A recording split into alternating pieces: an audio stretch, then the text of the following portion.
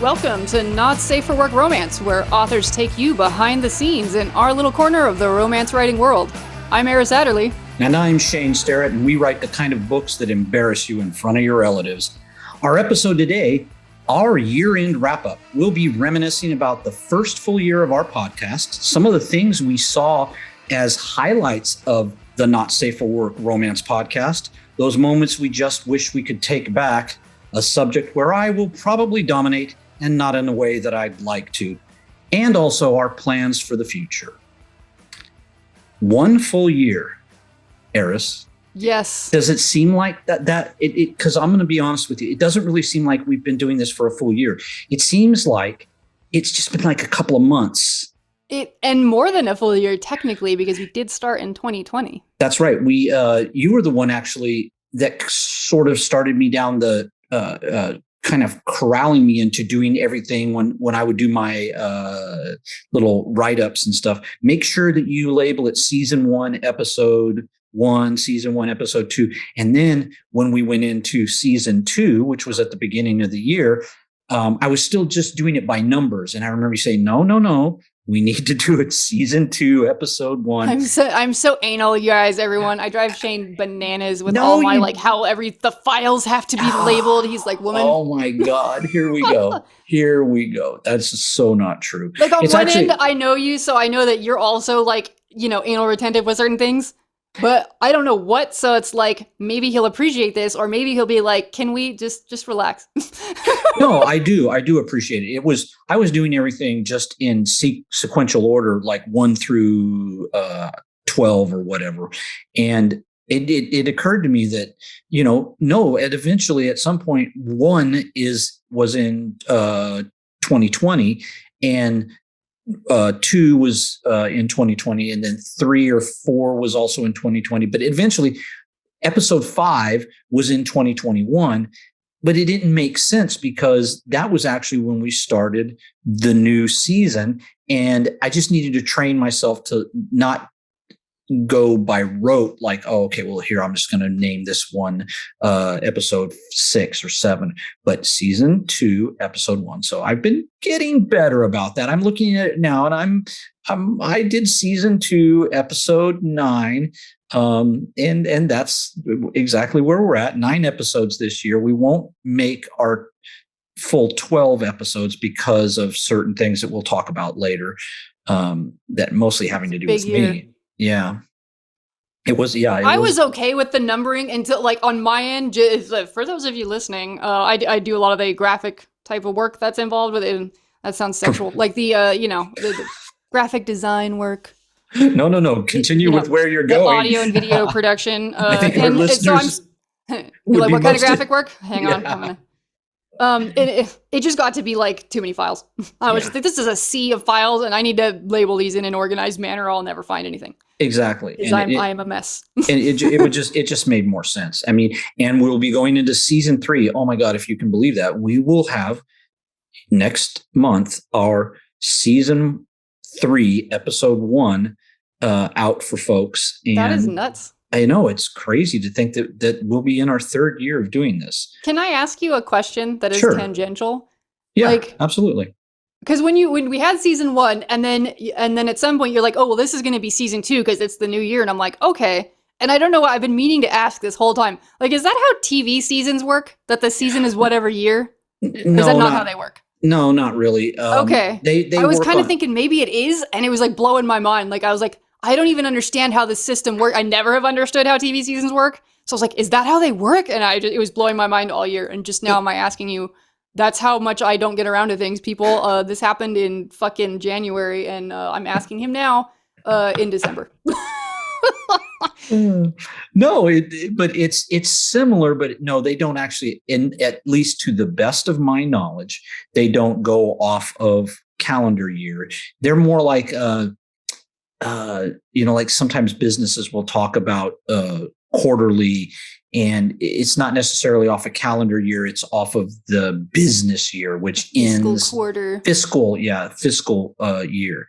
So I think in some respects, television is a lot like that, but they still have seasons, and ours just happens to be based on calendar year. And that's fine because that's easy to remember. Yeah, exactly. Listen, I got enough stuff to remember. My memory sucks. Right. Yeah. Trying to go off of some other sort of arbitrary thing, I think would just, really throw me off kilter. Whereas just saying January is the beginning of the new season is a whole lot easier. It's because it's the beginning of a new year. But like you said, a full year. Yeah. And you now have a full year. Speaking of a full year, 2021 was a great year for us. A lot of things happened for both of us. But we also had things that we had to deal with that weren't so great. Of course, COVID being the biggest.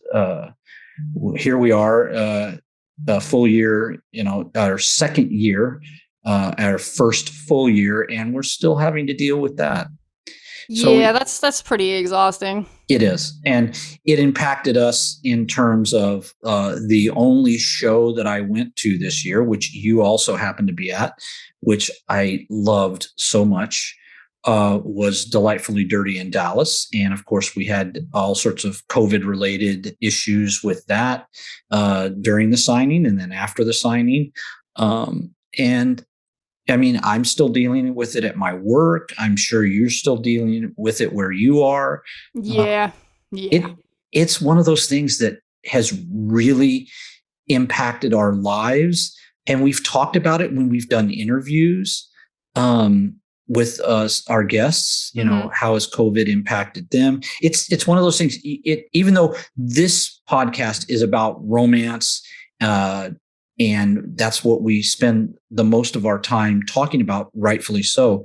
But you still can't escape. You can't get away from it. We don't live on like a space station. It's here. It's everywhere. It's got to be.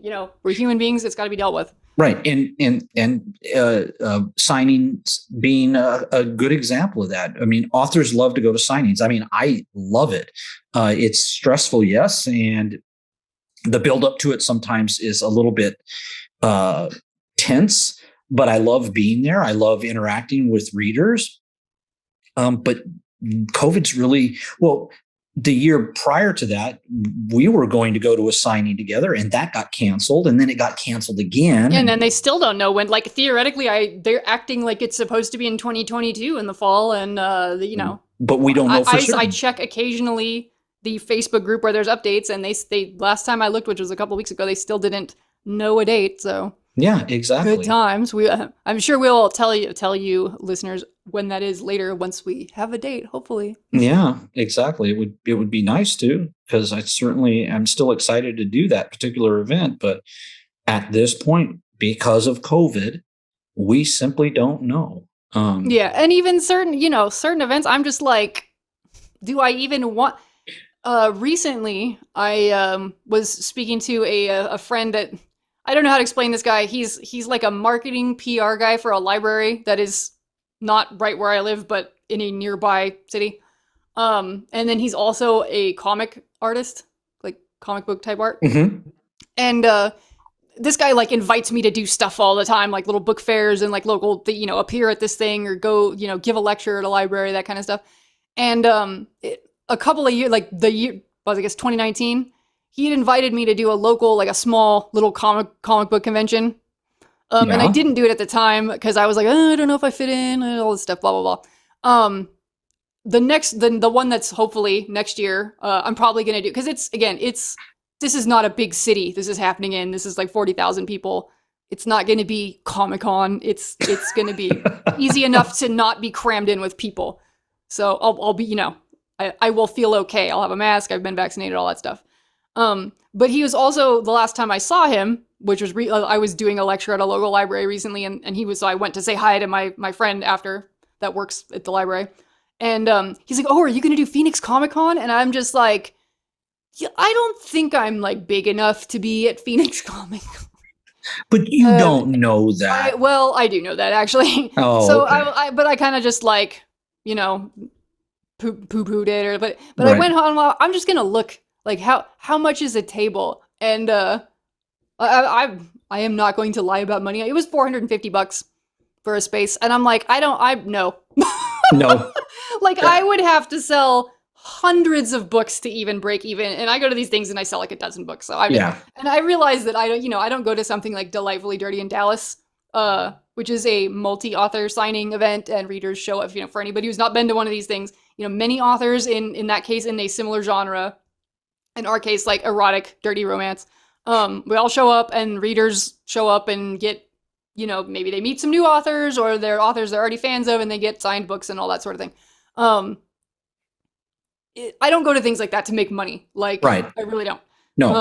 I'm not, there's not even gonna be breaking even. I go to that to see readers in person, and I go to that to visit my fellow authors and, other industry people that I'm friends with.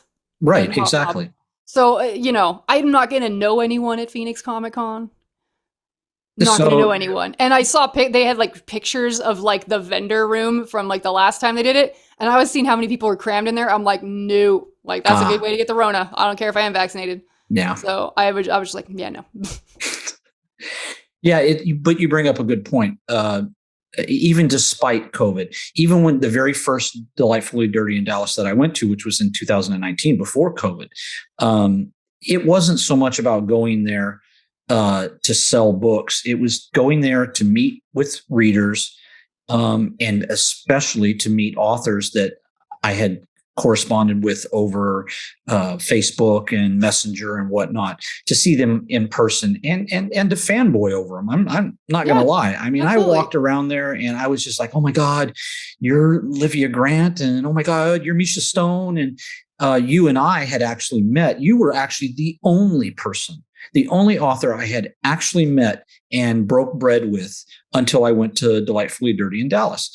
And that was mostly because we lived so near each other. I mean, it was only a 6-hour drive, and I was at your house, and then you Which came was in. so silly, because literally like a couple years before that, it would have been like a 40-minute drive. Yeah, I know, right? We found out we lived like almost on top, well, not on top of each other, but more than now. Right, very close to each other. So every event that I've gone to since, and of course, there haven't been a lot because of COVID. Right. But I've gone there not because I expect to sell tons and tons of books. And in fact, I'm always pleasantly surprised, that I do sell a dozen books. And that people are actually coming there and asking me to sign the books. Yeah, it's very surreal. I'm just like, what? How? Yeah. But like, I like to, it's interesting when this comes up to people that are not in, like, that this is not their job to do. Like to family that I talk to, or just other people that are, my friends or acquaintance, whatever. They always will like make some comment in terms of one of these type of shows when I like mention I'm going to go do one of these things, and they'll say something, and like whatever it is they say, like you can tell from context that they believe that I am going there to make money, that this is like a, yeah, this is like the same way you go to a swap meet. You're there to make a living, and I don't think they understand that it's networking and being social. I was like, it's interesting to me how many, like, the misconception that like this is an event to go to make money. I'm like, oh no. No, and that is just because the closest thing that they can think of, because it's hard to tell somebody like, oh, I'm just going to a big giant party, and I'm going to travel all the way to this city to go to a big giant party. It's hard for them to grasp that, because you tell them like, no, I'm going to a book signing, and I'm going to be signing my book, and readers are going to be coming in and seeing me. Oh, well, then you're selling your book. It's a selling event. I mean, yes, but I really don't make that much off of those books, people. Right. It's again, your swap meet analogy is perfect, because that's the way they see it, because it's the closest thing that they can relate to. Well, and plus when you say book signing, they're thinking like, oh, J.K. Rowling is showing up at the Barnes and Noble. Like, there's not going to be 500 people lined up to see me. Like, those people probably make some money. Right. Well, I mean, who knows what the publisher kind of royalties are, but I'm just saying, like, you get the point. But even still, even with those kinds of events, they're marketing events. They really, truly aren't there to they're going to sell some books, but nothing nearly on the scale of what they sell on any given day in 700, 800 Barnes and Nobles across the country. Right. One event at one Barnes and Noble is not going to is a drop in the bucket. It's not going to make or break an author, but they're great marketing events. Yeah. And it's like you said, it's a giant party, and it's a chance to meet readers that, a lot of with the way things work now, we know many of our readers on social media because they're in our groups. They comment on our posts, and we remember their names. We've seen pictures of their pets. We know things about their lives. You know what I mean? And then they become like a little family. So it's cool to meet those people, cool to meet your fellow authors. And then, all the kind of behind the scenes, I hate to say it, but like networking that goes on, you go have dinner with your author friends, and then, other projects are discussed. That's right. Well, we should do this anthology and this whole, should we work on this alternate universe, or what book should I work on, or blah, or, you need an editor. I know this person's doing it, but all that kind of nonsense goes on in the background that and don't see. And authors, if this is not a thing that you've done, these are reasons why people do this, but no one is doing it. And they're all perfectly valid and very important, in my opinion, anyways. Very important reasons to go to these kinds of events. And I've met many of my author friends did I meet online first and then see at one of these things. But then there's a lot of other people that I met at an event and then became online friends, and then new relationships came from there. So I might have seen their name tangentially by being in a takeover with them or whatever, but then I've actually meeting them and then sitting down and talking to them. I've made great contacts that way that I probably never would have made strictly by just scanning somebody's Facebook page or seeing them on Instagram or Twitter or whatever. So they're important, and we started this because it's been one of the things that we've been having to deal with this year. It's also one of those things, like, so many other people. I will just be so glad when the herd immunity takes over, or whatever ultimately is going to happen, that we can get beyond this, because again, like so many people, I'm just so over COVID. It's exhausting. And I mean, on one hand, nothing lasts forever. So I mean, eventually there has to be an end to it. Right. When the heck that is, I don't know. And again, because we don't really do current events and so much on the show, I'm not going to get into my whole opinions about anything. Sure. But, but it's going to happen. It's definitely going on longer than I thought. And yet, there's factors in play that I'm like, at the same time, I'm not surprised at some stuff. And none of us are going to do anything, or at least the fact that there's a second season of Tiger King should tell us that, like, some shit has gone wrong. Okay. Yeah, really. There has been a sea change in our. Like, we should not have been able to grow another one of these. We should not have been able to cultivate another one. But yet the environment was there again. I don't know. And yet here we are. I mean, it will happen when it's supposed to happen and when it's appropriate for it to happen, and not before then. That being said, I feel very grateful to have a job where I can hide in my house. That's all. Right. That's all. And I wish I could say the same, but I'm very grateful that, Cynthia and I have been fortunate. We've been very careful. We're both vaccinated. We do the whole mask thing. It's important to us. And I will just be glad when we're behind, when it's behind us, when I can look at it in the rearview mirror and say, yeah, I survived the COVIDs. Right. Because, it's had a tremendous impact on us. But you currently do not have a job where you can hide in your house, and you should probably tell us about why that is. Well, when COVID started, the company that I worked for and the industry that I worked in took a tremendous hit. I worked in the trade show industry, and trade shows weren't allowed anymore. For an entire year, there simply were no trade shows because you couldn't have a group of people together. It's why the signings that you and I were both signed up to go to together got canceled. Mm-hmm. The company I was with kept me on board for 6 months on salary, and then they furloughed me.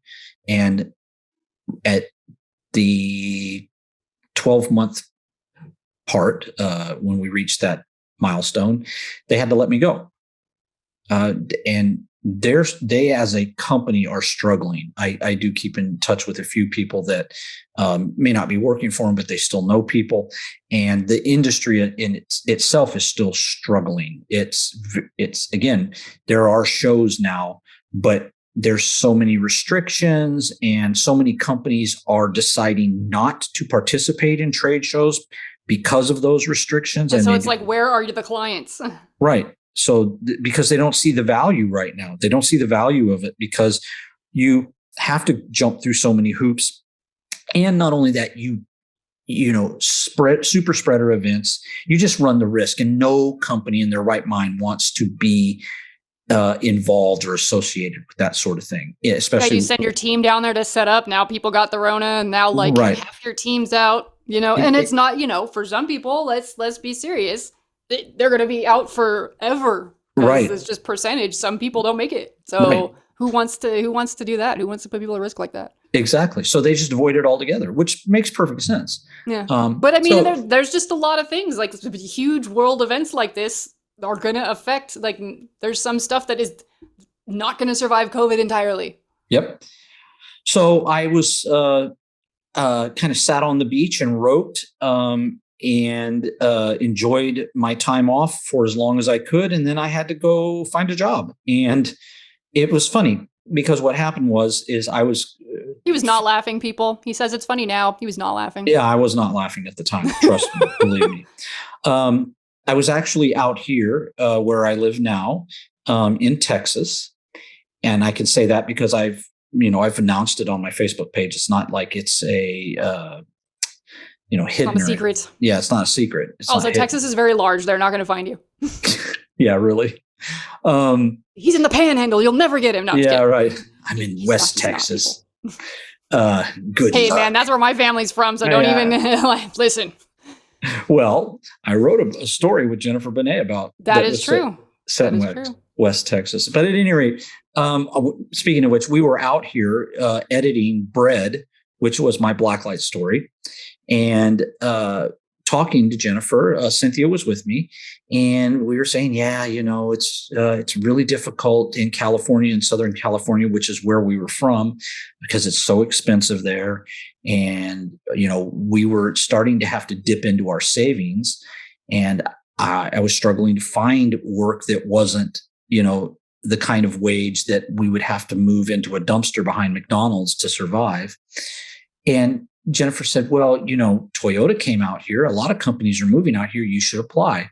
And to make a long story short, I started applying. And sure enough, I got a position with a company out here.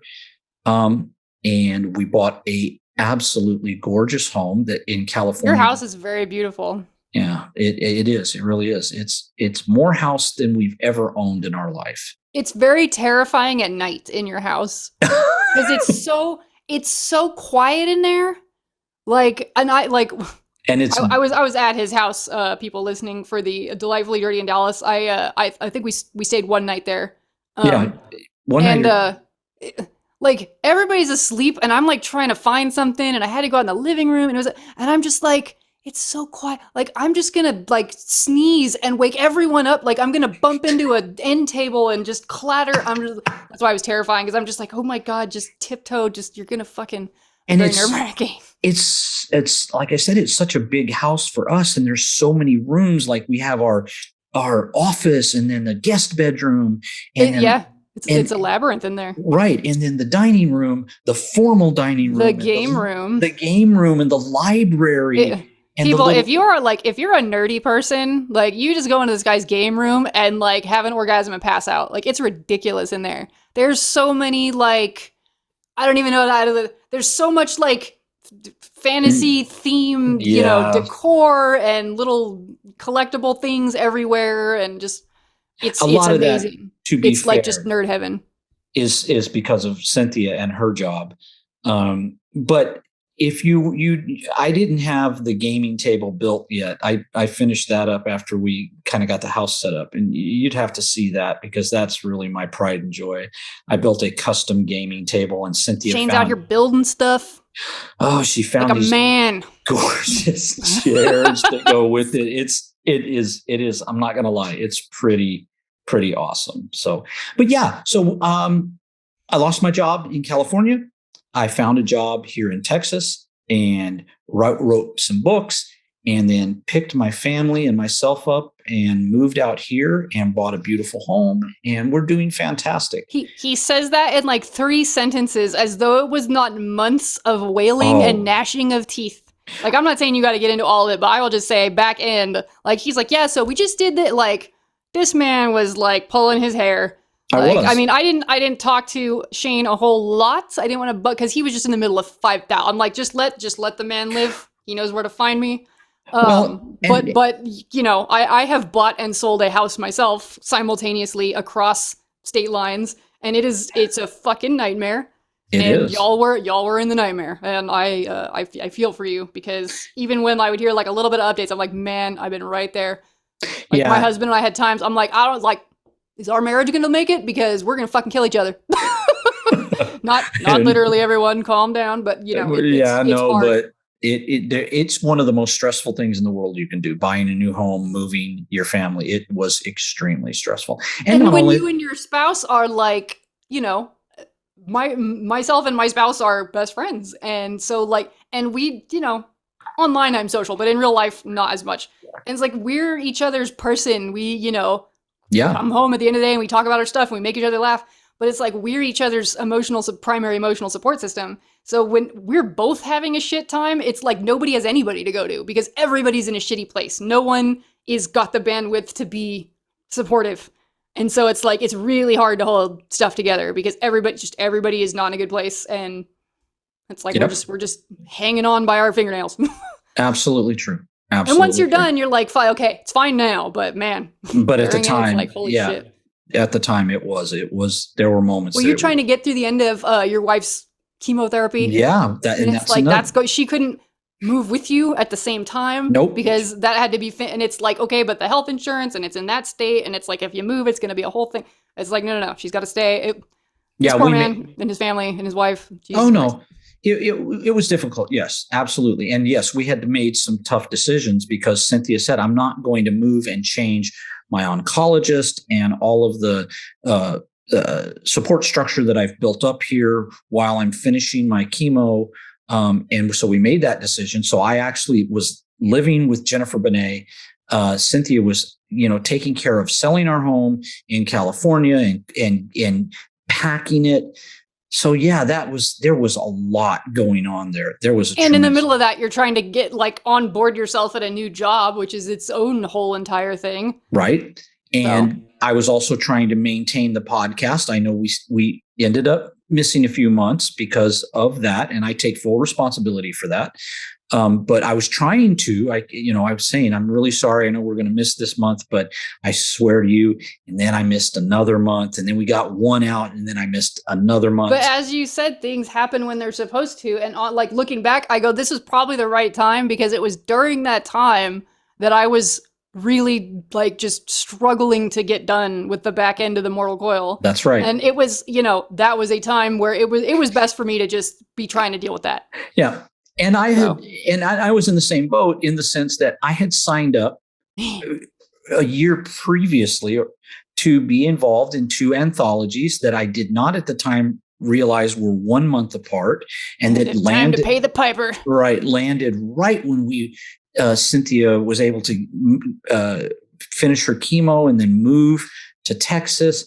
So, and I remember having this conversation with you, like, I'm going out of my mind, because I'm trying to finish one story, write the second one, get them to my editor, get them back from my editor, go through them again, and then get them submitted to both the publishers before this deadline that, was only a month apart between the 2 stories. And I'm moving and trying to set up my new home, and, Cynthia's and work, at my new job, and make sure that I'm maintaining that and doing well and closing on a house. It was crazy. And I have to say, I appreciate you, and I appreciate every reader out there who kind of stuck with us for the podcast, especially when we didn't have a podcast out every month. Because my life was for shit at that point. It was crazy times, man. It was a maelstrom of just constant adrenaline and anxiety. And I'm glad we got through it. I'm proud. I would like to not do this again. But yeah, absolutely. I don't want to do this again. I'm proud. Not the moving in the middle of all that, not the, nope. Medical stuff, definitely. Not 2 anthologies at one time. Right. But we got through it. And both the anthologies did very well. And in fact, one of them did well enough that I was able to get my letters. So I can say I'm a USA Today best-selling author, which was... yeah, you can. I was very proud of that. That's my boy. You're my boy. Fucking y'all. If Shane started early, he could probably be my dad. I fucking, Yeah. That's a weird figure of speech for me to use, but it's what happened. I'll take it. Believe me. I regret nothing. I will take it. it. And you did the covers for. You didn't do the covers. No, I did it was the Dirty Daddies that made the list. Yeah. Yeah, Dirty Daddies. I didn't do that cover. Yeah, you made the cover for my Scout story. That was interesting because I had not seen that as a a formatting choice before this anthology that he was in. Well, you say the name of it again. The Scouts Anthology. Okay, this anthology that he was in has got, obviously, the main whole box set anthology has its own cover art, but also the people running the anthology requested that each author provide cover art for their own individual story, so they were putting those in the book. So when you would get done with one person's story, I would imagine, then you get to the next one and it's got the cover art, and then it goes to this, which I hadn't seen that choice before, which I thought was kind of cool. It is. But, I honestly, the book is thick. It's huge, much like the Dirty Daddies. But it's gorgeous. It's absolutely gorgeous, the formatting. And I really love the fact that they did that, because it just makes each story feel like a standalone story, as opposed to some other anthologies that I've seen and read where, each story is a standalone, but there's no transition. There's nothing visual to it's just like, there's no demarcation. Right. This story ended and now you're starting in another story. So prepare yourself. It almost helps you mentally clear your brain out and go, okay, yep. Wipe everything out. We're doing a different thing now. Yep, exactly. So I was very happy about that. And you got the Mortal Coil out. It's good gravy. Finally. Yeah, I know, right? And in the midst of that, we interviewed one of your favorite authors, and one that I have come to love, Ataski. We had a wonderful episode with her. That was a great in-depth interview. I really enjoyed it. I was about to say, I think that's the first time I've heard her voice, but that's not true, because I believe her and I were on at least one other. It wasn't a Zoom call. It was some other thing like that.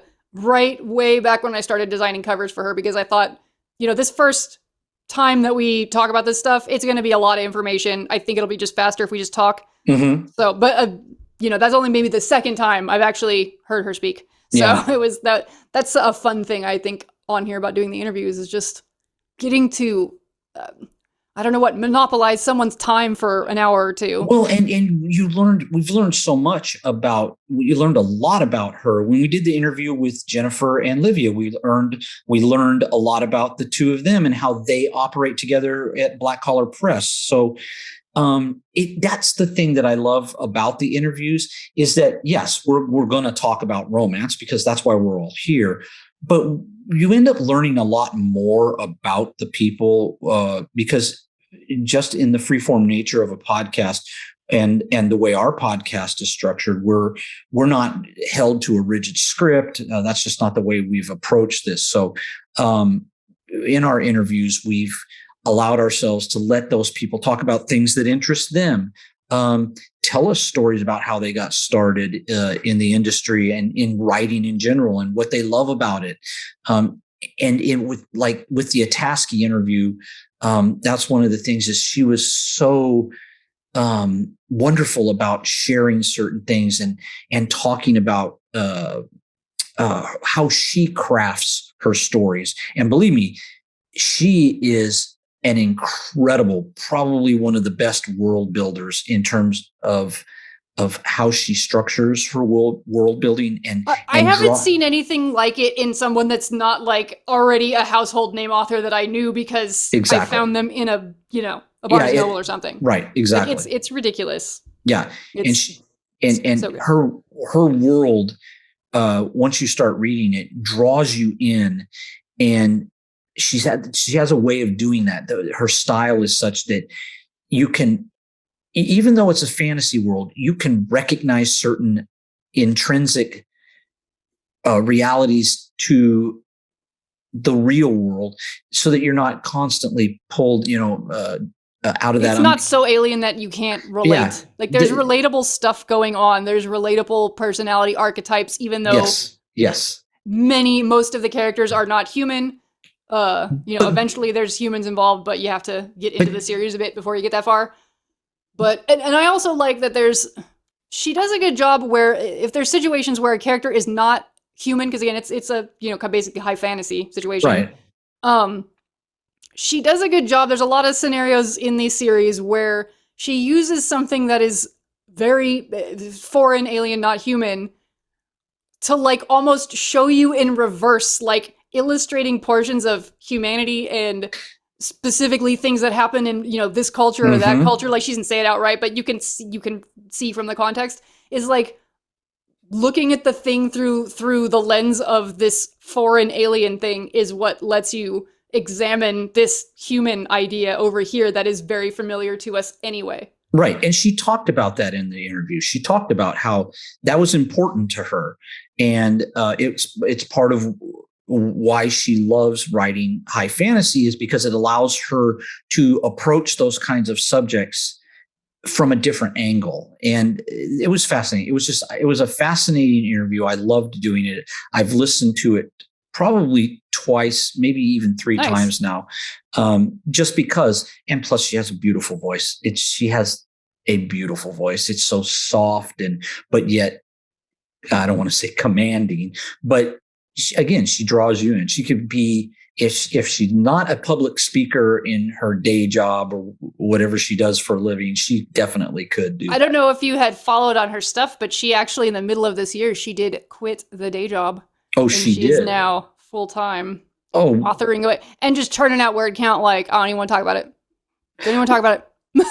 Yeah, well, I really liked her up until this moment. And now that she's a full-time author, and my jealousy is not going to allow me to like her. So A.E. Ataski, she's horrible. A.S. Ataski. A.S. Ataski, she's terrible, and you should not read anything. This fucking guy right here. No, that's not true. And she had, we don't get into her, but basically she had a job that at a certain time of year, every year gets hectically busy, which most jobs have a time of year. Right. And she had been at this job for a very long time. This is all vague, but I mean, if you go, some of this stuff is in public, but, and it just was getting, especially with COVID, like affecting every industry, it was just even worse the last couple of years. And her stress level with it had finally got to a point, and the way the company was handling things, and just all of the things were adding up at once. Like the author thing was ramping up to a point, and she finally was just like, you know what?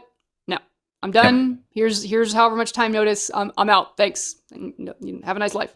Yeah. And so she's doing the thing. She's kicking ass.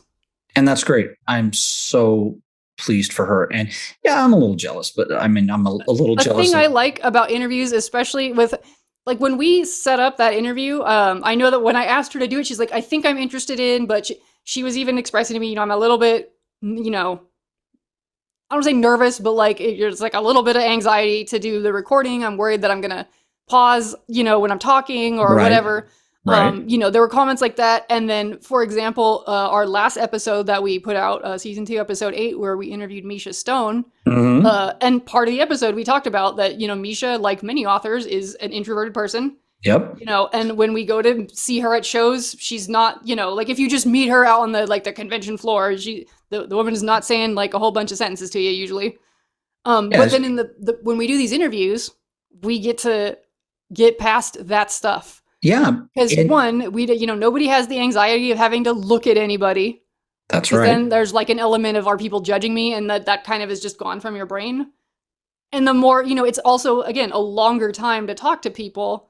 It's because even people that we meet in person at these events, you try to talk to someone during any kind of event that's going on, forget it. Like, you might talk to someone for like a minute or two, but then someone else comes up and they interrupt, and then it's off on a tangent, and you're like, okay, then you don't talk to them for 2 hours because they're dragged off into 6 other things.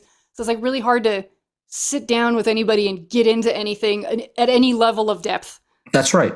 That's absolutely correct. You know, maybe at some point that it's like the end of the day and everyone's even, and then people are going to hang out in a hotel room or somewhere and like BS, like then you might get some more real conversation. But even then, you know, it's going to decrease with the amount of people in the space. That's right. It's still divvying up that interaction between, if, you know, like I had people here in the house after Delightfully Dirty in Dallas, and there was what, nine of us, maybe even 10 of us? Yeah, there was less than a dozen people, but more than 6. Right. And again, the conversations were divvied up between all of us in terms of, well, we all had, you know, our part in the conversation, but it wasn't the same as being one-on-one. We did that interview with Misha, and we learned so much about her, and we were able to talk about so many things that we wouldn't have been able to talk about when we were here at our home, or if we were at the convention, because somebody else would have wanted to contribute. And of course, you're not going to just say, no, only let Misha speak. But you're right. Only let me ask Misha questions. Right. Only let me ask Misha questions, or only let me control the conversation, or whatever. But that was cool. Like, this is the most words I've ever heard out of Misha in one place. But that's good because we took her hostage. Yeah, we did. It was totally non-consensual. She had no hope with a dom and a switch in the room. Like, that's it. I love everything about that. It was perfect. I also love when she commented on the fact that, like, she says, when I go to these events, I feel like I have resting bitch face all the time. And I personally don't think that's true. I disagree with her, but I get the sentiment because she is an introvert. And so she's putting up that barrier, that layer of protection, because I know this with Cynthia too. You know, because she doesn't want just random people approaching her, but you're at an event like that. So it's going to happen. And I feel for her, and it was so nice to see her kind of open up, because she, like you said, she didn't have to worry about that.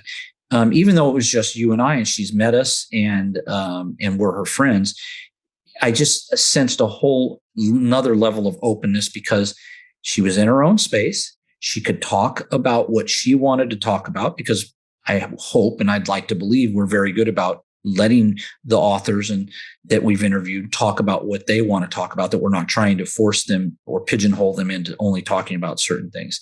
And it was another wonderful interview. And I love doing the interviews. I think just looking at some of the metrics, they're some of our best episodes in terms of viewership.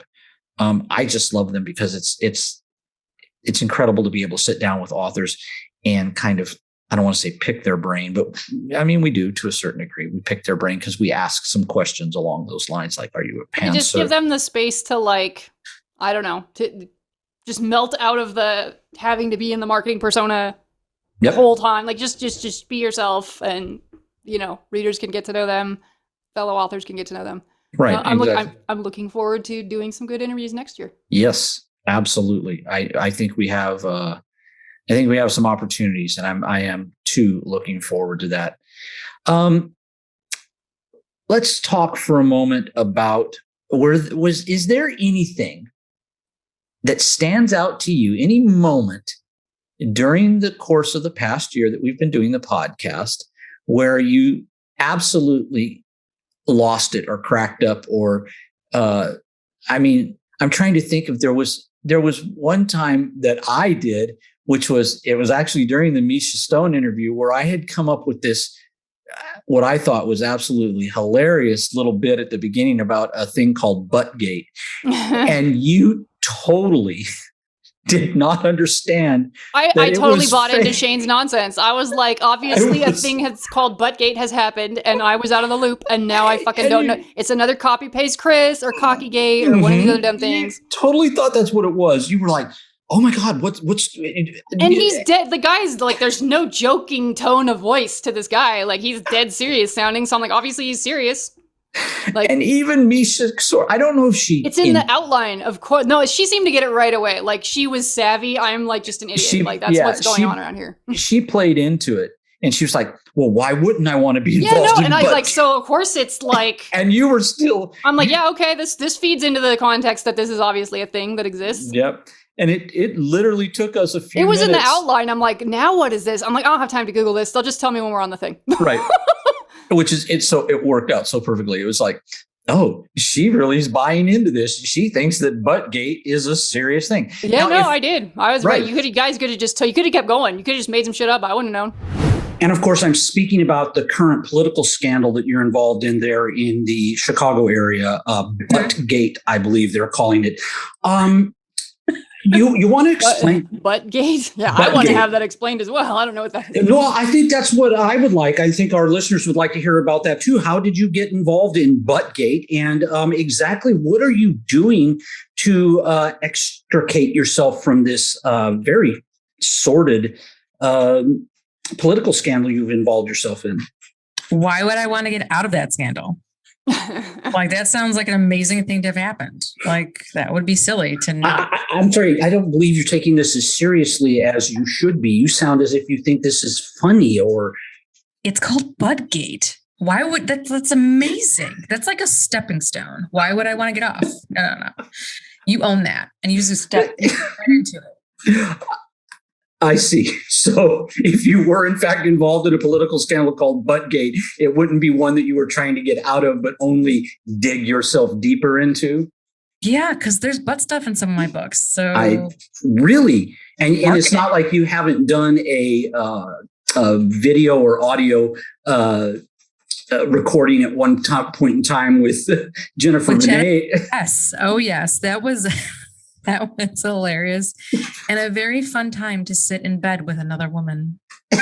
Yes, and talk about butt stuff. Okay, what is Buttgate? Because I live in like the middle of nowhere and I don't leave my house, and sometimes I don't like look at the news for days at a time. There could be a zombie apocalypse. I wouldn't know. What is this? It's something I made up. I'm a writer. Oh my God. Well, okay, Shane.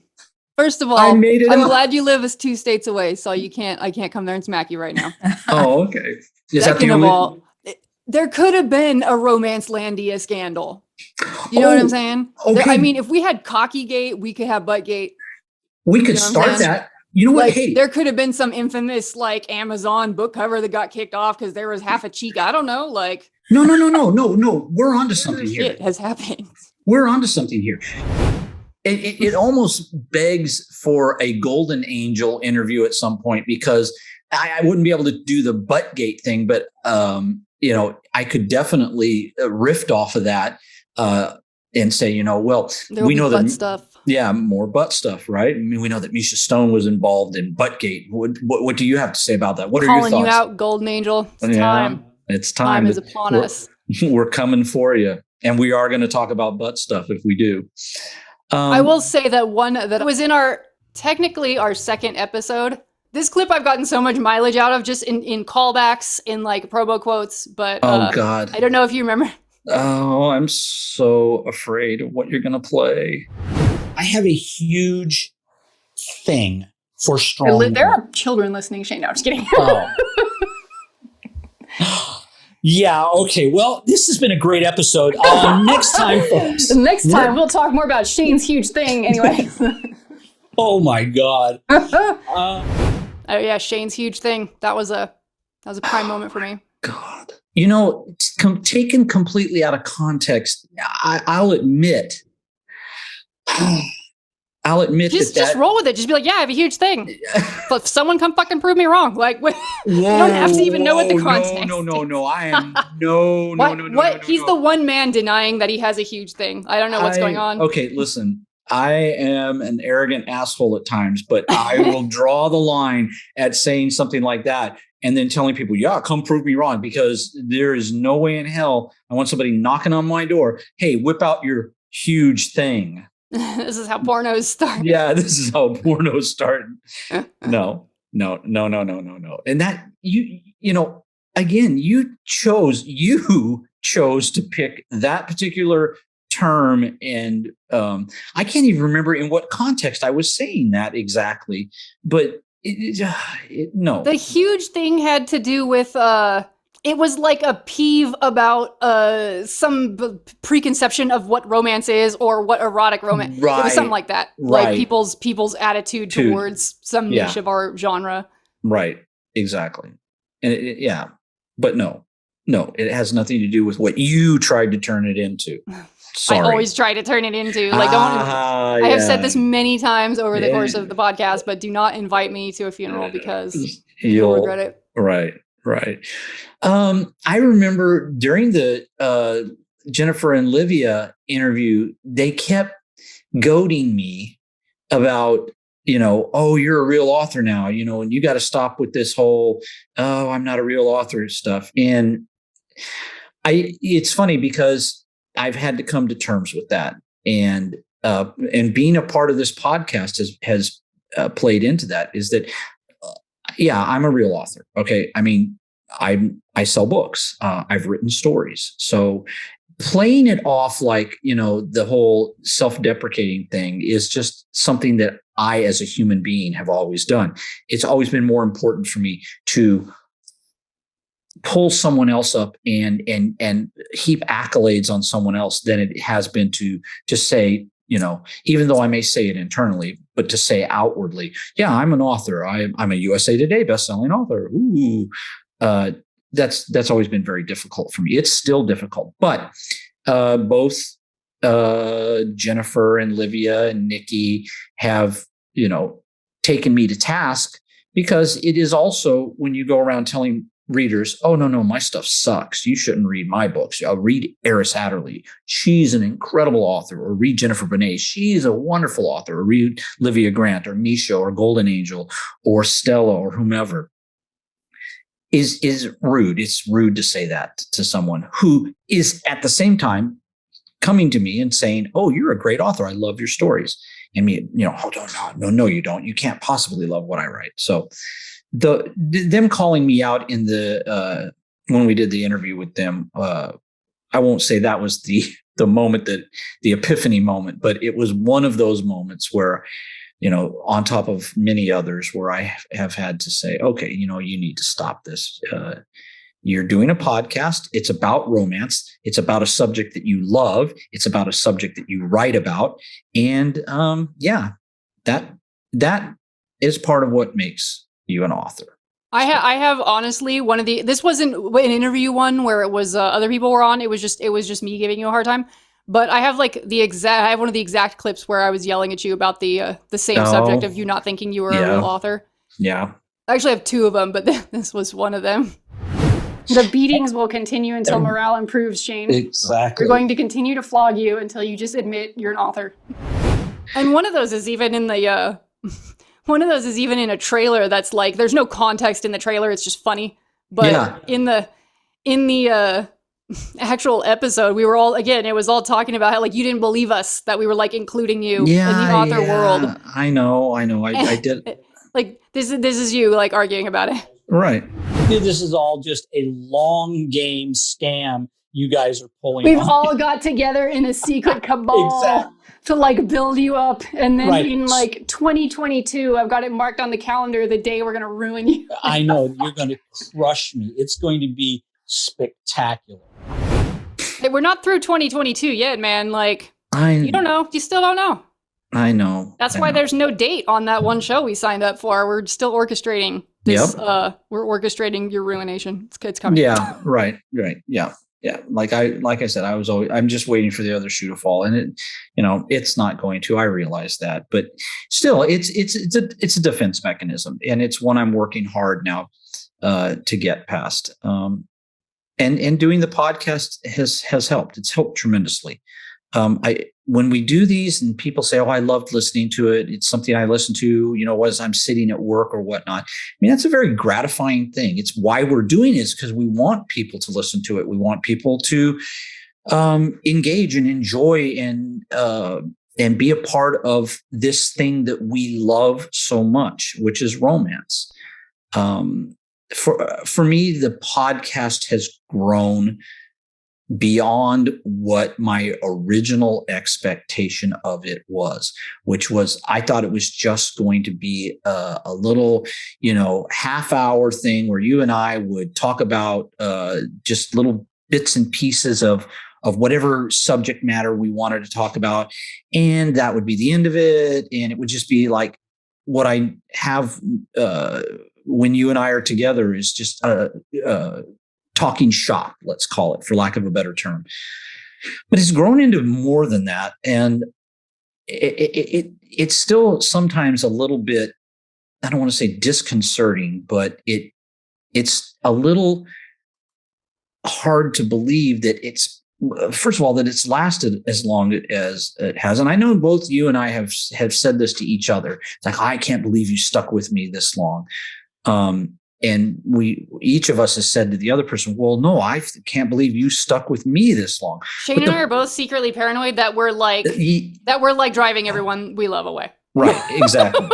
and in each other that you're one of the first authors, like I mentioned earlier in the podcast, one of the first authors that I met in real life. And it was terrifying when you came to my house. So like, look at her. She has thumbs like a normal person. What the fuck? Okay, that's it. My whole imagery is just, my whole idealization is destroyed. Right. Oh, yeah. No, it was not destroyed. It was only hoping for enhanced. a dew claw at least. Yeah, really. There you go. There you go. Yeah. No, it was terrifying. And then you were so nice and it was such a wonderful, and then I craved that experience like a drug. And then you started, you were the one that approached me about doing a podcast. And I was like, yes. I was like, hey, Shane, you know how we can't shut up? Let's do something with this. Right. Let's channel this energy that we have when we're together and we're talking. And we're hanging out, and our spouses that are introverts are just like looking over our shoulders, just shaking their head like, oh, okay, I guess. They seriously, I mean, one Christmas when you were at our house, you were in Southern California visiting, you came by, we did an impromptu podcast, or I'm not even sure it was a podcast. We just did like a little live, I think, in our Facebook or one of our Facebook groups or something. And they were literally sitting in the kitchen, and Sin and your husband and my father-in-law, and they were like, what are these two doing? What are they talking about? And everything. Right. And we were talking and my about husband's fine with it. He's like, her and I understand each other. We don't, we just can be. Yep. And it was just incredible. And again, like I've said, the podcast has grown beyond what I had originally thought it would be. Doing interviews, I really didn't know that we would get anyone that would agree to it. I'm not going to lie. I mean, I knew that there were at least one or two people. I know where the bodies are buried. I can get people to talk to us. I'm just kidding. Yeah. I actually don't know shit. Like let Buttgate be an example of how out of the loop I am. Yeah, really. I don't know anything that's. People always have to tell me. Like I'll get a DM from some. That person that you were talking to, that you were commenting on their Facebook post, they're actually one of the lizard people or some shit like that. And I'm like, what? They're like, oh yeah, go look at their TikTok. Shit like that has gone on more times than I would like to say in the years that I've been in. I'm just like, huh? I turn around for 1 minute. I'm just trying to write this book, and there's just stuff going on, and I don't know about anything. Yeah, I'm not usually I'm not, unless it's my own shit I'm involved in. I'm really not a gossipy person, so I never know what's going on. I don't know the dirt. I don't know the scuttlebutt, as it were. Yeah. And I feel like I should get a point for using scuttlebutt in a sentence today. That's a good vocabulary word. Yeah, there you go. You got to include that somewhere now in one of your pirate novels. There you go. That's right. Yeah, I've used scallywag. I don't see why I couldn't use scuttlebutt. Really, that sounds like a good name for a cat. I'm naming my next cat Scuttlebutt. Ew. Okay. Why? I guess. Kind of funny. Anyway, yeah, it is. It's. I have weird cat names. All right, like my cats are named shit like Archimedes. So. Yeah, but given what you write, that's not weird to me. That seems perfectly appropriate. Just like weird. But one of my cat's names is Persephone, but like because she's a cat. Yeah. I kind of forget, like I'm isolated in my own little world, and I forget that people don't know how to pronounce things. I take her to the vet, where like our local vet, and when they call her name, Persephone, I'm like, really? Come on. Like, Yes. Is it that obscure? Is it that, like, I don't know. I guess I just thought that was a word people knew, and it is not. Nope. It's like the mispronouncing people's names. They're like, why? Can you just name your cat Steve? You're fucking, like, I just can't. Nope. And I'm like, why do I do this? They're not like a dog. It's not registered. I could put whatever I want. I could put shithead and they wouldn't know.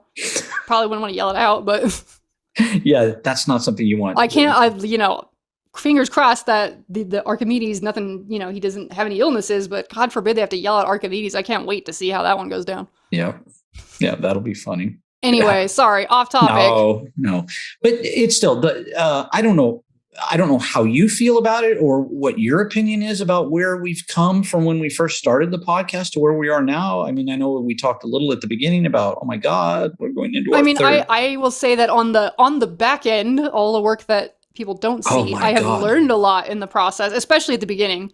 I mean, I am learning stuff all the time, but especially when the first, the putting together the trailer and the first couple of episodes, like there's definitely a learning curve.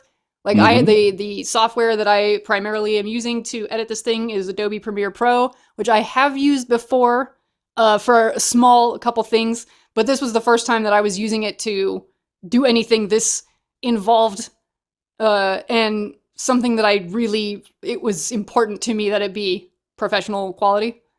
And so there was just a lot. I again, I won't bore everyone to death with the details, but there was a learning curve. There was a lot of stuff I had to figure out. And part of that, you do such a phenomenal job because honestly, it is a 100% professional looking podcast. I am happy with how it sounds like, and obviously I'm invested. Like the last couple of months, I went and bought a new microphone because I couldn't, on the back end, you'd hear me complaining about my microphone because the one I bought in the beginning wasn't, because, we didn't know, were we gonna, how many episodes? We didn't know how long this was going to go on. So I bought a mic that wasn't very expensive because I'm just like, this is not the time to buy an all-in microphone. And then you find out you're going to do like 2 episodes and we both hate doing it. Right. But after a certain point, I was like, every episode I'd be in there editing, and just every time I was so dissatisfied. And I know we all are, I don't know. Most people are not thrilled with how they hear their own voice when it is played back to them. I mean, listen, unless you're like a singer or an actor, and even, who knows, maybe it's weird for them. But most people don't like it. So I know there's that factor, but this wasn't that. Like I'm used to the way I sound recorded, but this was an audio quality issue, not I sound like a nerd. This was like, I don't know audio terms. I am not like a sound engineer. But I kept going, it sounds like tinny. I don't know why. Like there's no bass at all. It's not, and there was no tweaking I could do that would fix it. Every episode I was driving myself nuts trying to get it just a little bit better every time. And I'm like, Shane's microphone sounds fine. His sounds great. I don't have to hardly do anything. And people that have been guests, even people that have said that their microphone wasn't that great and it was sounding good. And I'm like, I don't know what's going on here, but I'm buying another microphone. So, obviously I'm invested if I'm at that point. And I am very happy with the new microphone. I hardly had to do anything to the last episode when we interviewed Misha. I think I had to do something with the volume, but that's not a big deal. I didn't have to do a bunch of weird, like, all kinds of wacky, like parametric equalizer, doing a bunch of weird shit to get echoes and hums out. Anyway, whatever boring stuff for everyone, but whatever voodoo you do in the background that turns exactly into a incredible episode is. I've told you do the heavy lifting, and I feel, inadequate sometimes because I feel like I don't do nearly as much as you do. And I know I've leaned on you this past year to take over doing a lot while I was, barely able to function, just getting an episode recorded, much less, doing all of the posting on Facebook and Instagram and Twitter and even the uploading sometimes. So I am extremely. It's like once we've done it a bunch, it's like once repetition, it's like there's nothing at this point. There's not things that are like, I don't know how to do what. I mean, occasionally something will come up in Premiere Pro that's weird, but most other stuff is like the social media and the uploading. It's kind of tedious just because there's a lot of it, but I know what everything is now. You know what I mean? So that's easier. And I can have a better sense of how long it takes me to produce an episode. You know what I mean? Like once this is done, we're done recording today. Like I have a sense of how fast I can get this done. Although we shall see, people, because again, I mentioned this to Shane before we started recording. I'm going in for some not insignificant dental work tomorrow, so we will see what kind of state I'm in the next couple of days. Yeah, exactly. I might be in a state of painkillers. I don't know, but we're going to see. But again, I just want to say that I appreciate everything you do, because I appreciate what you do. Let's be fair. You're paying for things. Like I keep trying to, like, I have tried in the past to get to get Shane to let me pay for some stuff, and he's no, I gotta. Well, I want to feel like I contribute something to you this. You are beyond just... like this, you're writing the outlines too, which I'm very happy for, because it's a thing that, like, I know I'll put off, and then it'll be like the last second, because apparently I can only function on pure adrenaline. I don't know. It doesn't take any time at all. It's so insignificant, in my opinion, compared to what you do. So, well, but anyway, good, because I'm just like, thank God he's thinking of this stuff. But here again, all things that we discovered while we were doing as the podcast has grown, and things that I didn't know that were going to be necessary, that I've learned and I've watched you take care of and explain to me. And I've been like, oh, okay, wow, I didn't realize that. That's a lot more involved than I, you explained to me one time how you create the waveforms that we use in some of the graphics. Yeah, if you happen to watch on YouTube, I mean, like, there's not really anything to watch per se on YouTube, but because it's a video platform, I mean, we've got a background image, and we've got, occasionally little images of our books pop up as they're relevant, but so that it's not just a static image sitting there, we chose to have a little kind of jumping waveform of, as we talk, it kind of mimics what I know there's a word for this, but I don't know what it is, because I'm learning all this audio stuff on the fly. Right. But yeah, the end there. I had to learn, like, in After Effects how to do this, and it's a lot easier now. And I was at the very beginning of 2021. My husband and I, like, at the tail end of the previous year, we went and figured out what all we needed and bought all the parts and built ourselves a new computer, because our old computer was just not cutting the mustard in terms of, like, he does graphic design stuff and video media and stuff. So both of us are heavily using a lot of things from the Adobe Creative Suite. Right. This is not a paid Adobe thing here. I'm just saying we both use all that stuff, and it requires a lot of heavy processing power and a bunch of other shit. And our old computer was just like, no.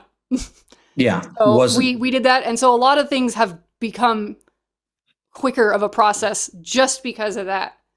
Yep. Like, now it might take to render that waveform, it might take like 40 minutes, and it used to take like almost the same amount of time as the whole show. Like, it would take, if it was a 2-hour show, it would take 2 hours to render it.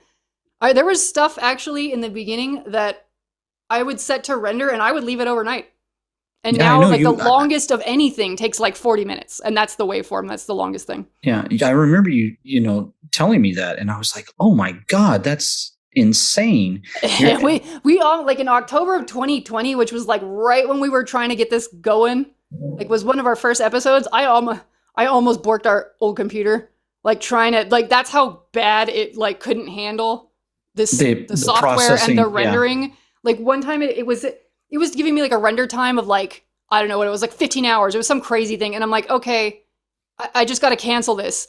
And then I tried to delete the file that was really big. It was like 5. I remember this. No, it was a huge amount of gigabytes, because I was saving it as the wrong kind of file.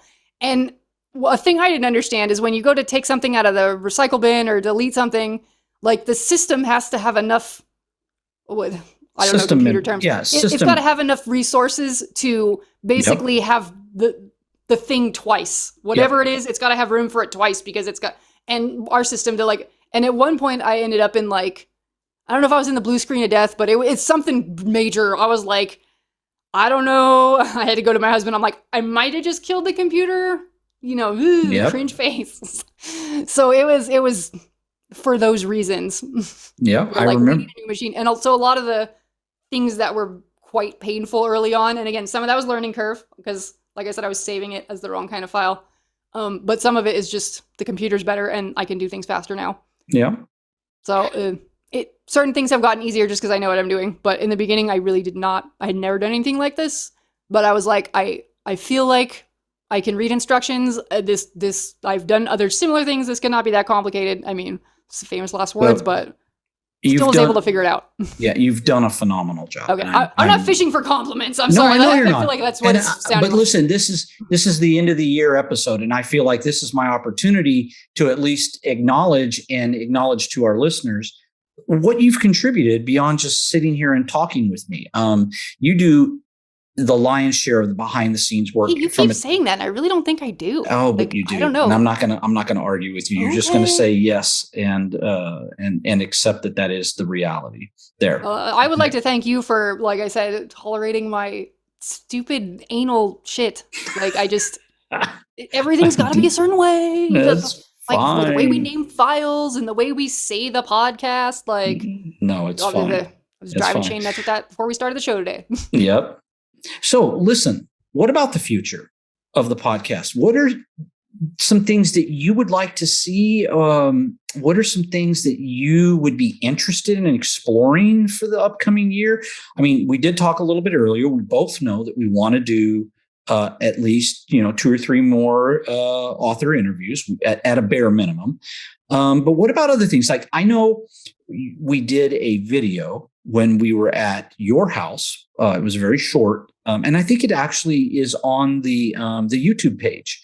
It is. It is on there. And we did the one for the Facebook group one time. We're at Christmas time a year ago, I believe it was.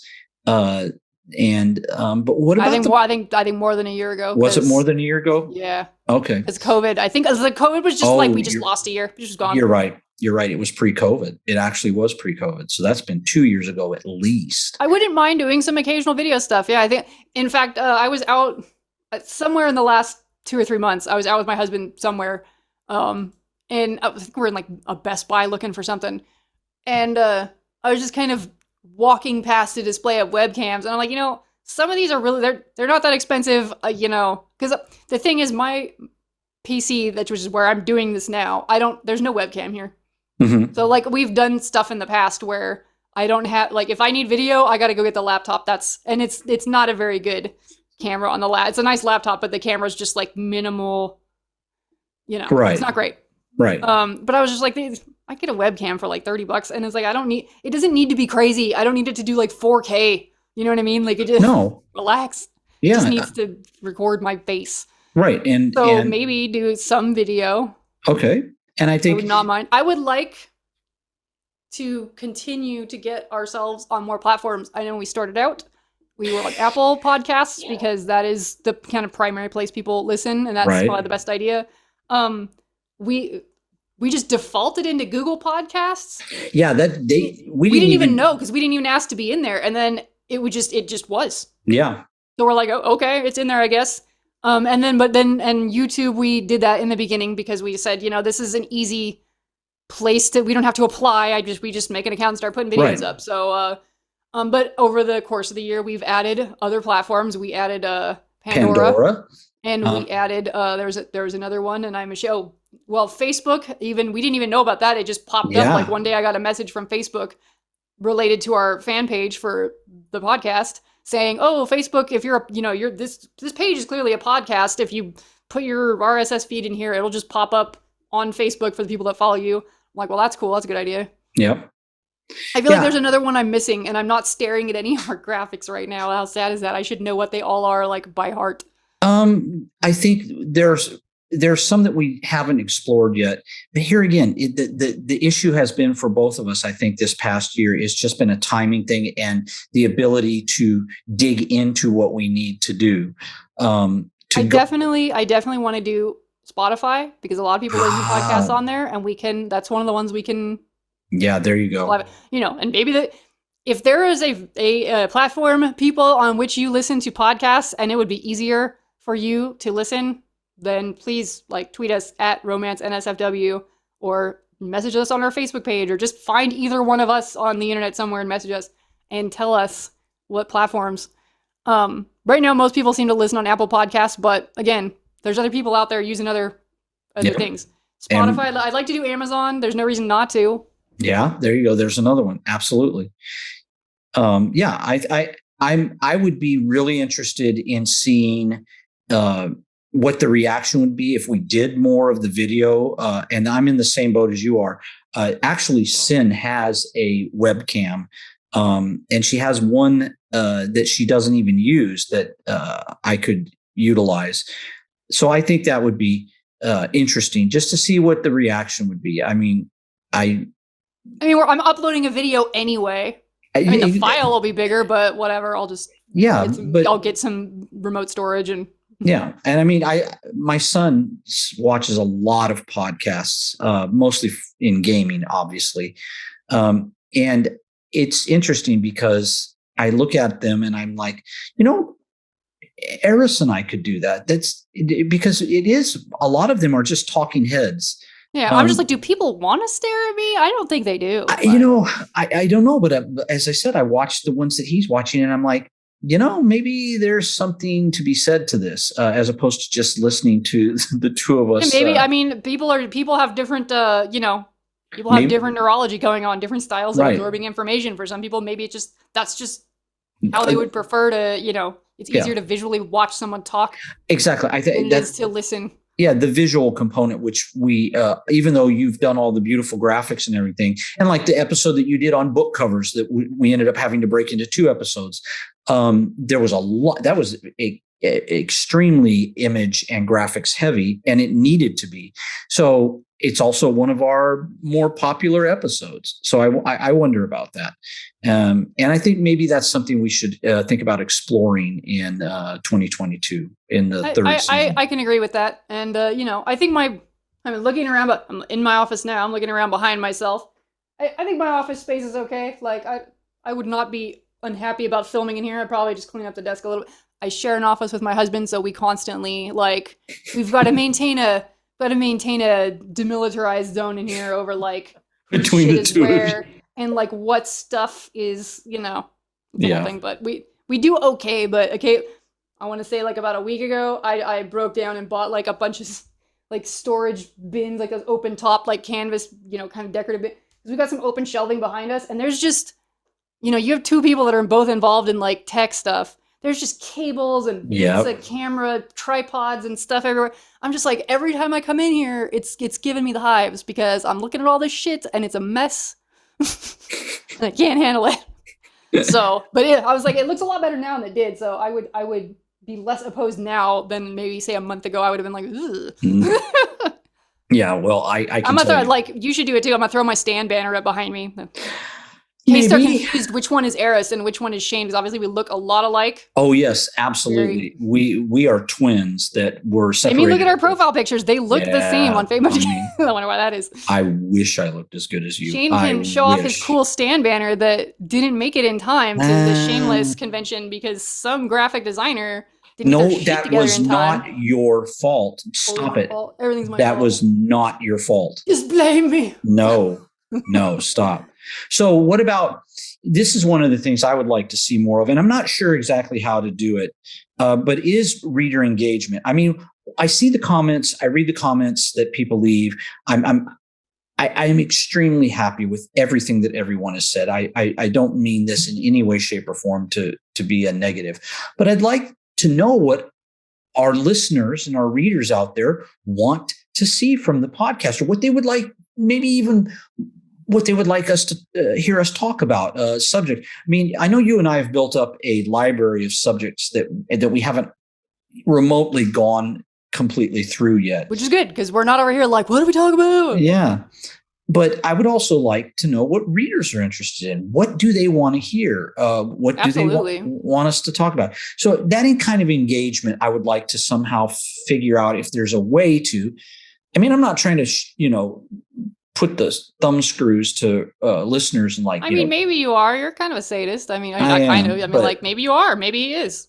Don't buy his lies, people. He gets off on it. It's difficult though, because right now I can't see the reaction, and I'm very visual when I'm in that headspace. Oh, okay, that makes sense. That makes complete sense. And I don't get to hear reactions. You don't get the payoff. You gotta wait. You're like, I can't wait for a tweet. The moment is over. Right. Exactly. That is very true. It's like delayed reaction. No, I've already moved on to something else.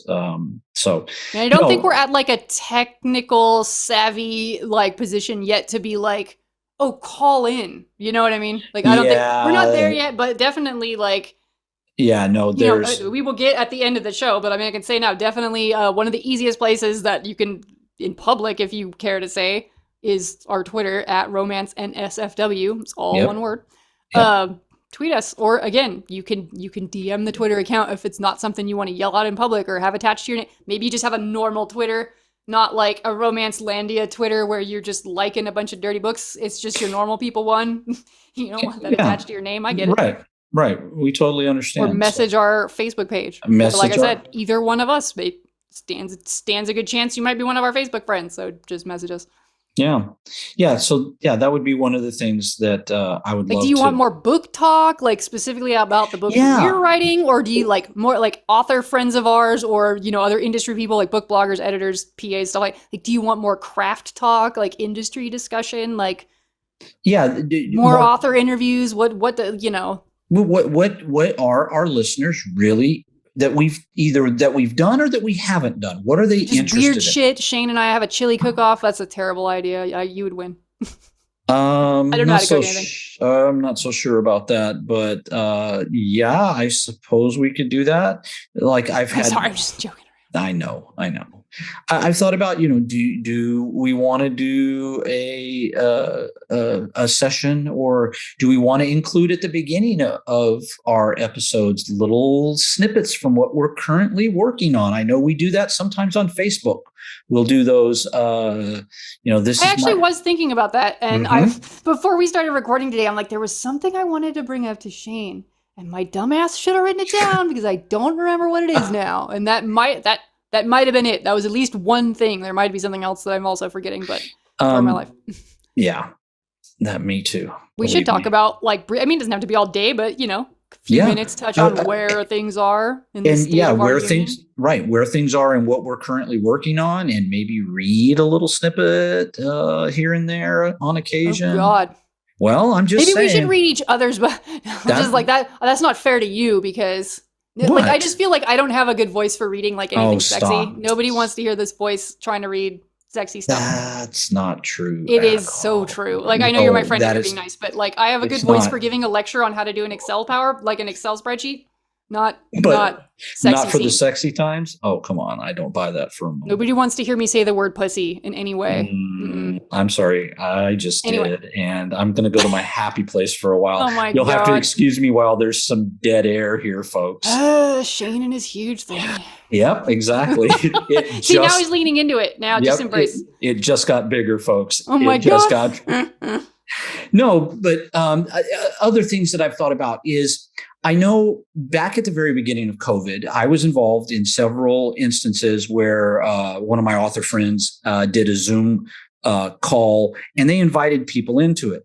Now, I'm not saying I want to have one of the calls. There was 20 people, and it was a little chaotic. I'll admit it was hard for engagement because people would just talk over the top of each other, and then do like you see in these meetings where everybody shuts up all of a sudden because they're like, "Oh, I shouldn't be talking." And so there's 4 or 5 seconds of dead space, and then everybody starts talking again. So I would want to avoid that, but maybe we do have a session where we invite. I don't know how we would arrange this or schedule it or whatever, but we invite people to come in and talk about a subject or ask us about certain things, and we would respond that way. And again, that could either be done live, like on a Zoom call or Discord call or whatever, and recorded. Or we could find another way of doing it, but things like that. The other thing is I've thought about, what if we had occasionally a game where we played, where if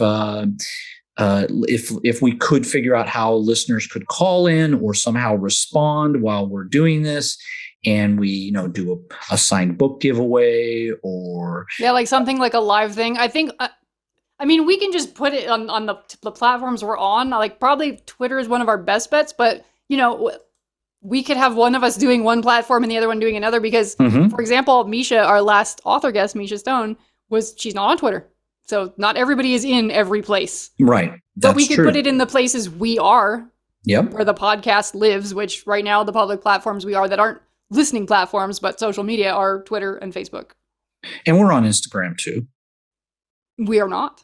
We are not? I thought we were. You and I are like, when I post Instagram posts, I just post it on my page, Eris Adderley. You're right. I have not made us I just kind of feel like we don't have enough to post. And maybe that's part of a thing that we should look at in the new year is like actually we should.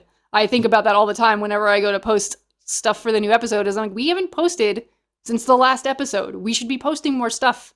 Yeah. And you and I should probably talk about what other stuff. I want to post things for authors that we have interviewed. Yeah. Like, Misha has a new book out.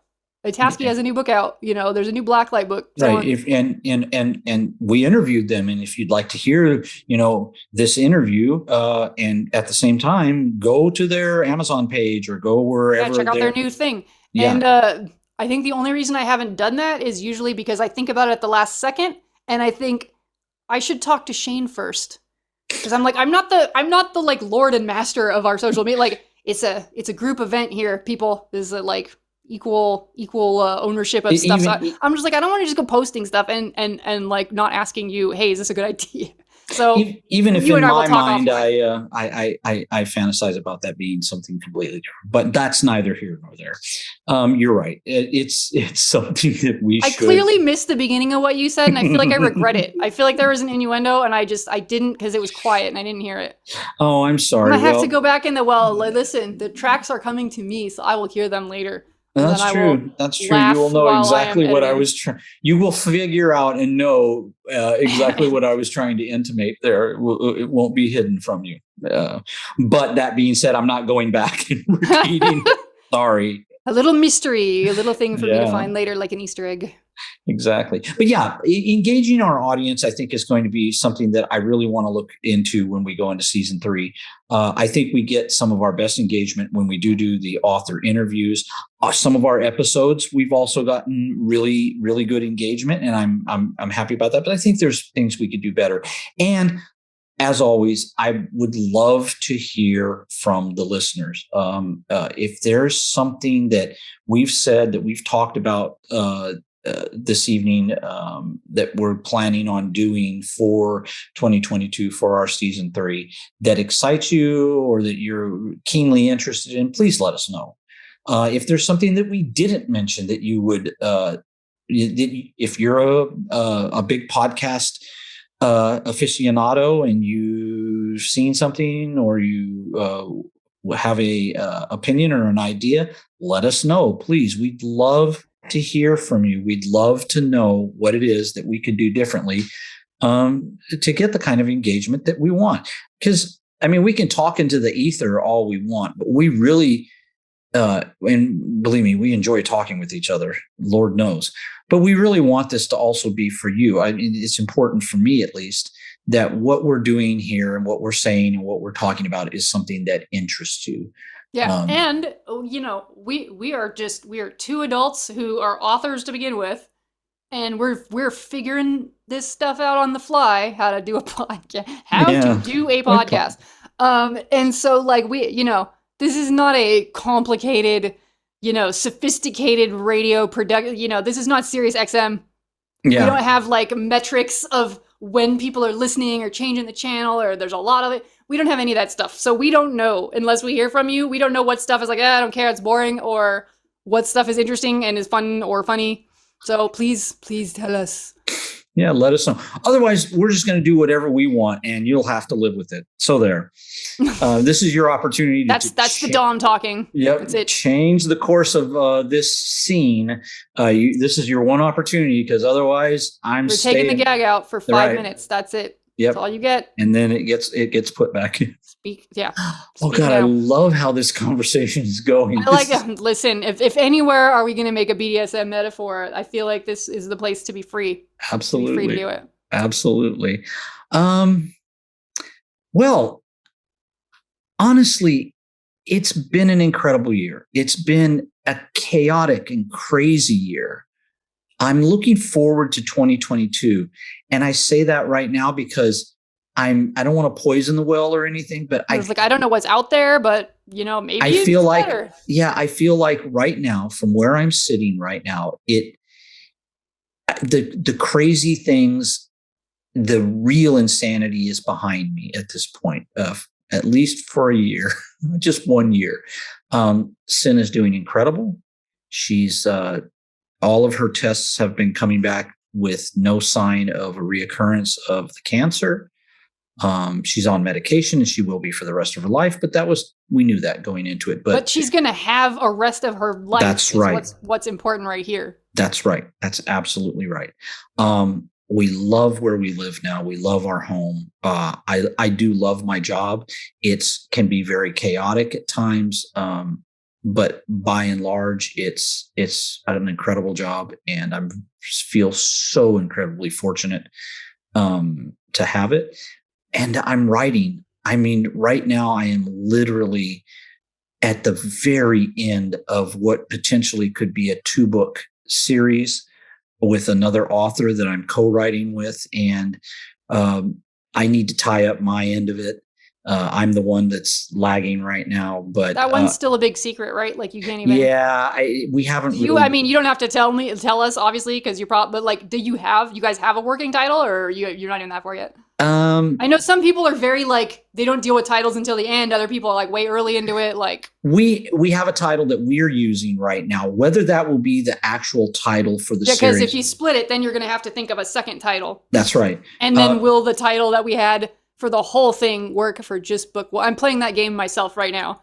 So I think I feel the same. If we use the title that it is right now, it won't be the actual title. It will be book one of the, and I'm going to spill it right now. Oh, the exclusive reveal. People settle down. The Gatekeeper series. That sounds intriguing. Yeah, I hope so. It's, I'm not going to say anything more about it right now. But we're really close. Editors that tell you your book isn't marketable, and so they're rejecting you again. No, I'm just kidding. No. Wrong but the like I was mentioning, I think before we even started recording tonight, I've been going back and reading through it, and there are some really, really good scenes in this. If I could just get off my butt and tie up this last chapter, we would be, I've already been discussing with the editor, forewarning her what to expect. It's going to get weird.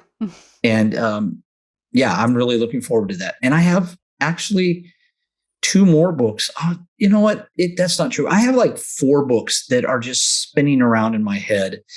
And I've outlined 2 of them have been outlined. Another one is almost outlined, and it's just there's so many stories I want to tell. The Panther is outlining. Yes, well, feel the darkness flow through you. No. But remember, we talked about that. I know. I'm just I've found that I've changed somewhat over the course of even just this past year. I consider myself more of a plantser now. I don't plot in the, like we've talked about in previous episodes, I don't plot in the traditional sense of a plotter, but I do outline now. I really have found, and maybe it's because I'm back at work and my work does take a lot of my bandwidth during the course of the day, but I need that outline to help me stay on the flow, in the flow. Yeah, because if you've only got limited time, you know what I mean? Like, I come home from work and then I eat food and maybe take a shower. I don't know what your routines are, but like I have these 2-3 hours maybe before I go to sleep. You know, you don't have time to be like Well, What right. do I do? What do I write? Right. Well, like we talked about it's just part of the, at least for me, the normal flow of writing is I have to go back and look at what I wrote the last time I sat down, like Sure. last night, and reread just that last little bit.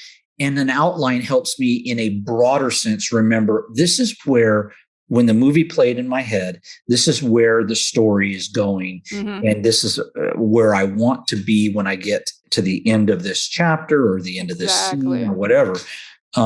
And so that's become very much a part of my, it's what got me through the 2 anthology stories, because if I had not broken down and just tried to pants those, I really seriously think I probably would have had to tell at least one of the publishers that I was going to have to drop out. And I've never done that. I never want to do that. Yeah, me neither. I have not had to do that either. And right.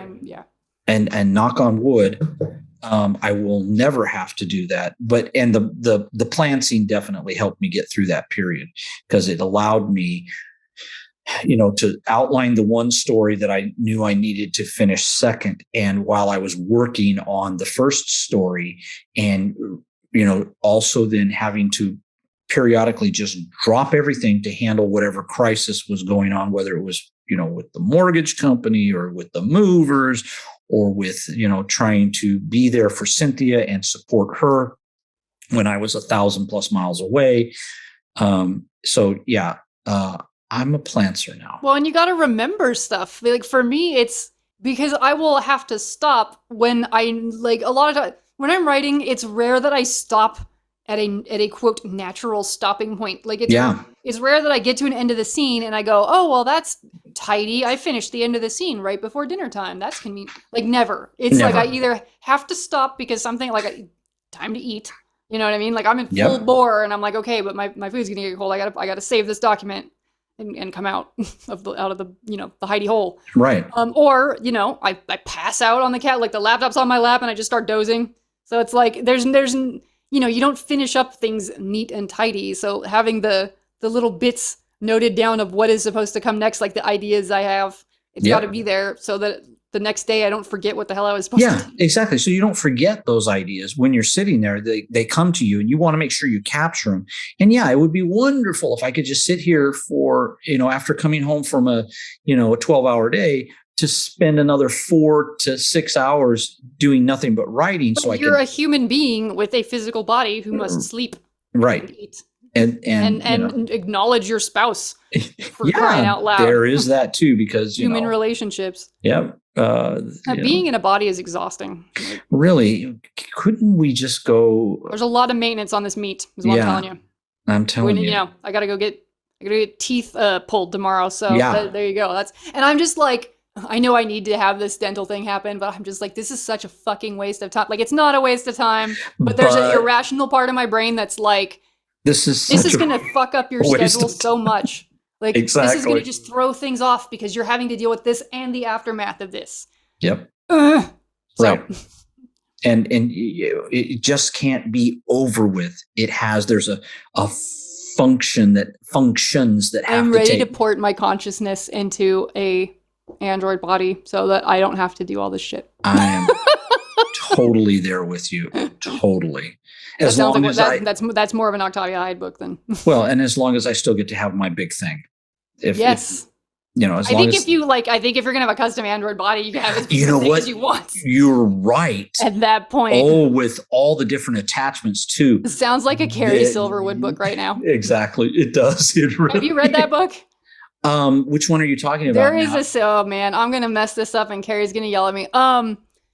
She's got a trio of books and they're all like they're all in the same universe and they're basically like, for the monster fuckers among us. Right.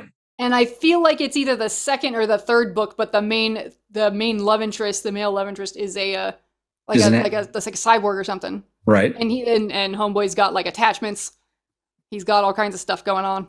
Definitely.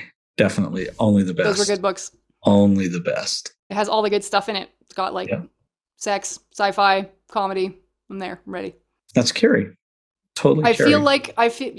I don't know why I don't want to do this because it's like our fucking podcast. We can if we want, but that is a lot of that is going on in the thing I'm working on at the moment, which is the second book in the We Are Nepenthe series that's under my Octavia Hyde name. Yes. So yeah, it's a little bit. I'm having fun with it because there are pieces of it that are serious, but there are pieces of it that are comedy. Like there's going to be like moments of like this is I'm asking legit legit thought. What's the word I'm looking for? Thought exercises. Like, well, what would happen?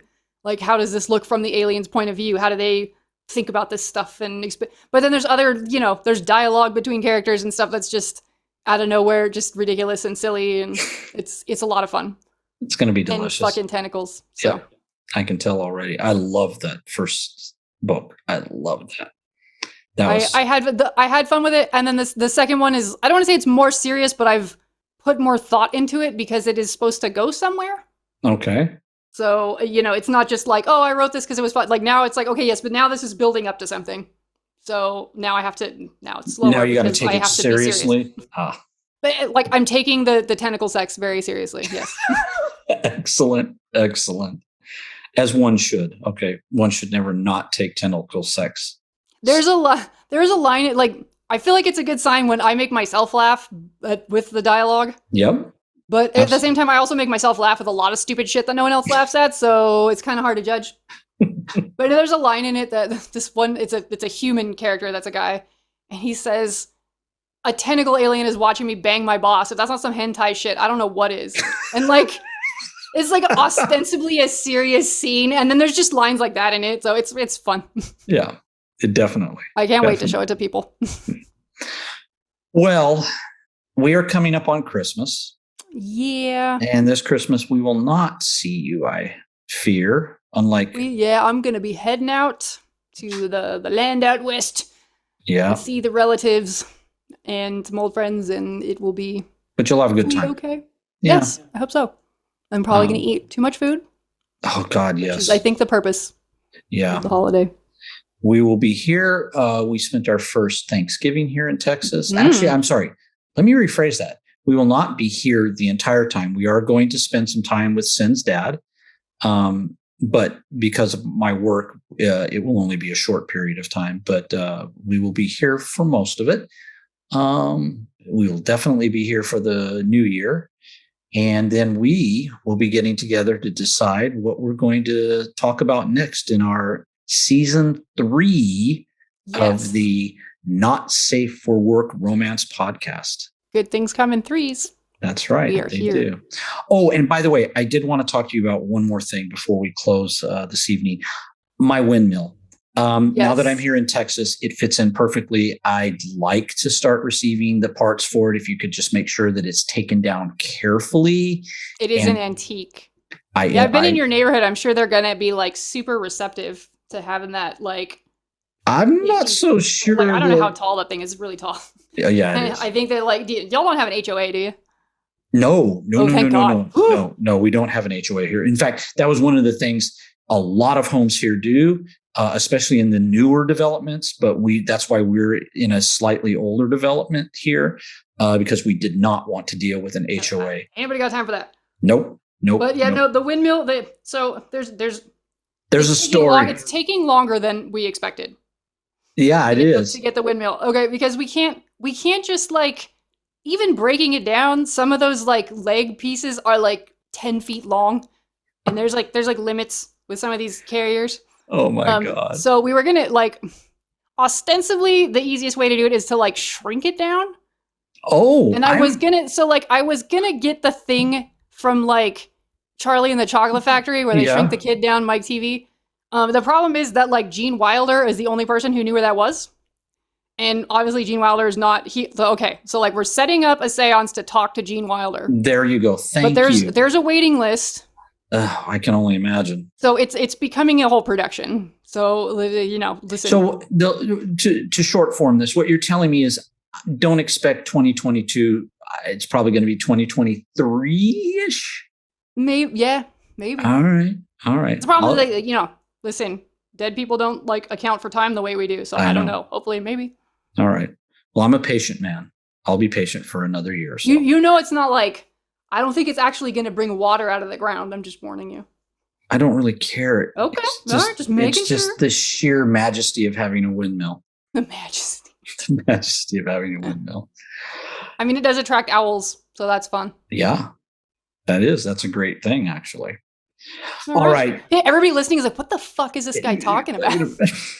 It's an inside joke. I am in love with Eris's windmill. Eris has a windmill. I want the windmill. The windmill is mine. Someday. There's a windmill on our property that was here when we moved here. It probably was built in the 40s. It's an enormous, it probably was a functional windmill at one time. It's not now, but it turns. It's just not pumping water. It may not be functional in terms of pumping water out of the ground, but it turns and it's beautiful. And I'm jealous and I want it and it will be mine. And that's we're just going to install a new one that actually gets electricity just right in your front, just one of those huge pylons in your front yard. No, I don't want that.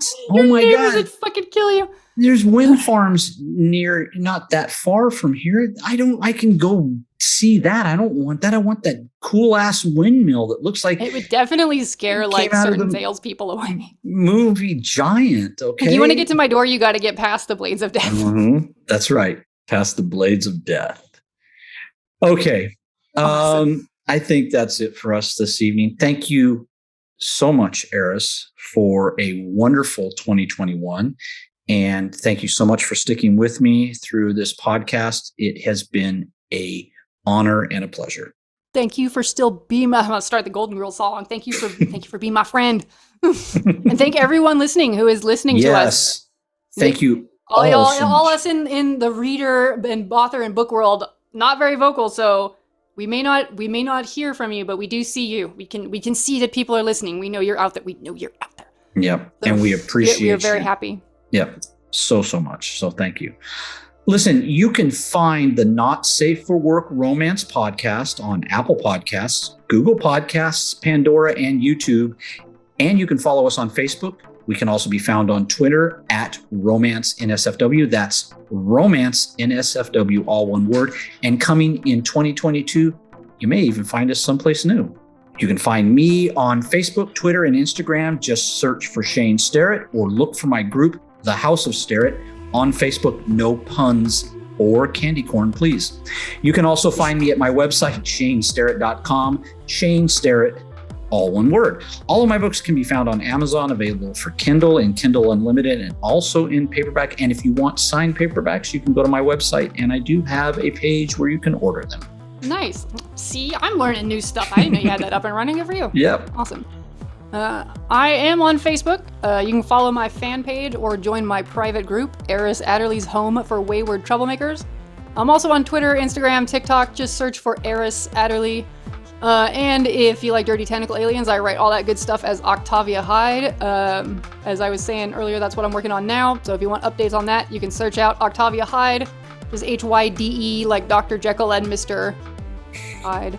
On all those same platforms. And if you want to read any of my smut, it's all on Amazon. And currently, everything is in Kindle Unlimited.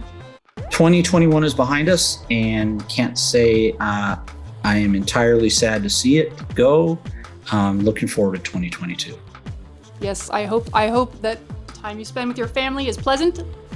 You have a relaxing few days off of work. Good New Year. I'm ready. I am ready. I'm ready to get this time. This time of year is very busy and hectic, and I'm ready to get past it. I want to have the fun parts, but I also will be breathing a sigh of relief in January when, all the coming and going and hustling and bustling and stuff is, packed up for the year. Yeah. And getting back down to the things that were our main bread and butter here. Right. Writing, talking about writing, harassing Shane about candy corn underpants. God. If there's anything that's going to be on my wish list for 2022, it's going to be the end of that. Goodbye, candy corn. No more candy corn. Aww. Oh. I'll eat Shane's candy corn. There you go. You're more than welcome to it. All right. That sounded really inappropriate, actually. All right. And on that note. On that note, folks, have a great holiday. You guys have a good holiday. See you next year.